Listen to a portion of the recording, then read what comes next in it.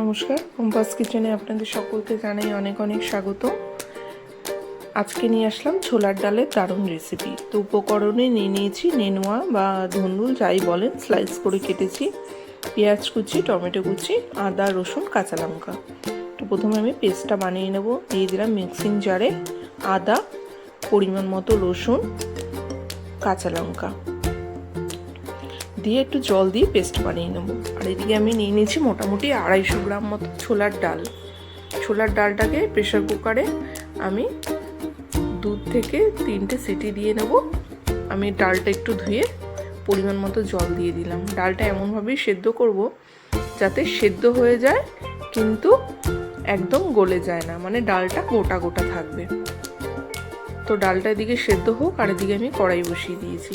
কড়াইতে দিলাম পরিমাণ মতো সর্ষের তেল, ফোড়নে দিলাম শুকনো লঙ্কা, তেজপাতা, গোটা জিরে দিয়ে তারপরে দিয়ে দেবো 2টো মিডিয়াম সাইজের পেঁয়াজ কুচি। পেঁয়াজটাকে পুরো একদম ব্রাউন কালার করে আমি ভেজে নেব। সুন্দর করে কালার করে ভাজার পরে তারপরে মিক্সির সমস্ত মশলাটা দিয়ে দেবো, মানে কাঁচা লঙ্কা, আদা, রসুন বাটাটা দিয়ে ভালো করে মিক্স করে দেবো।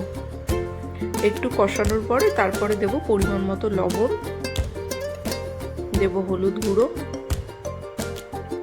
লঙ্কার গুঁড়ো, আর একটুখানি দেব জিরে গুঁড়ো দিয়ে ভালো করে কষিয়ে নেব। ভালো করে একটু কষিয়ে নেওয়ার পরে আমি মিডিয়াম সাইজে 2টো টমেটো কেটে রেখেছিলাম, সেটাও আমি দিয়ে দেব এর মধ্যে, যাতে টমেটোটাও সুন্দর কষে যায়। দিয়ে দিলাম টমেটো কুচিগুলো, একটু পাতলা করে কিন্তু আমি কেটেছি। টমেটো কুচিটা দিয়ে একটুখানি মিক্সি ধোয়া জল দিয়ে দিলাম। মিক্সি ধোয়া জল দিয়ে এবার ভালো করে কষাবো যতক্ষণ না তেল ছেড়ে আসছে। দেখুন খুব সুন্দর কিন্তু তেল ছেড়ে দিয়েছে। তারপরে কেটে ধুয়ে রাখা নেনুয়া বা ধুন্দুল যাই বলেন সেটা আমি দিয়ে দেবো। যতটা পারবেন এইটা কিন্তু একটু পাতলা করে কাটার চেষ্টা করবেন, সুন্দর করে খোসাটা ছাড়িয়ে। এবার ভালো করে কষিয়ে নেব।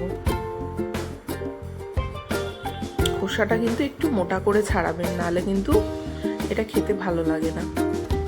তো ভালো করে একটু কষানোর পরে 2 মিনিটের জন্য ঢাকা দিয়ে দেবো, যাতে একটু সেদ্ধ হয়ে যায়।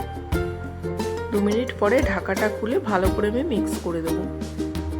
ততক্ষণ কষাবো যতক্ষণ না একদম এটার থেকে তেল ছেড়ে আসছে। দেখুন ভালো করে কিন্তু কষানো হয়ে গেছে আর তেলও ছেড়ে আসছে। তারপরে সেদ্ধ করে রাখা ছোলার ডালটা উপর থেকে আমি দিয়ে দেবো। দেখেছেন ডালটা কিন্তু একদম গোটা গোটা রয়েছে, কিন্তু সেদ্ধ হয়ে গেছে। ঠিক এরকম মাপ বুঝেই ডালটা নামাতে হবে। এবার ভালো করে মিক্স করে 2 মিনিটের জন্য ঢাকা দিয়ে দেবো আমি। 2 মিনিট পরে ঢাকাটা খুলে যখন সমস্ত কিছু ভালো করে সেদ্ধ হয়ে যাবে তখন আমি এটা ফিনিশ করব শাহি গরম মশলার গুঁড়ো দিয়ে। আপনারা চাইলে প্লেন গরম মশলার গুঁড়ো কিন্তু এটাতে দিতে পারেন। তো গরম মশলার গুঁড়ো দিয়ে দিলাম, আর দেব কিছুটা ধনেপাতা কুচি। আপনারা ধনেপাতা ফ্লেভার পছন্দ না করলে কিন্তু ধনেপাতার বদলে ঘিটা দিতে পারেন, স্বাদ কিন্তু একই হবে। আর এই রেসিপিটা কেমন লাগলো অবশ্যই আমাকে কমেন্ট করে জানাবেন। ভালো লাগলে লাইক, কমেন্ট, শেয়ার করবেন।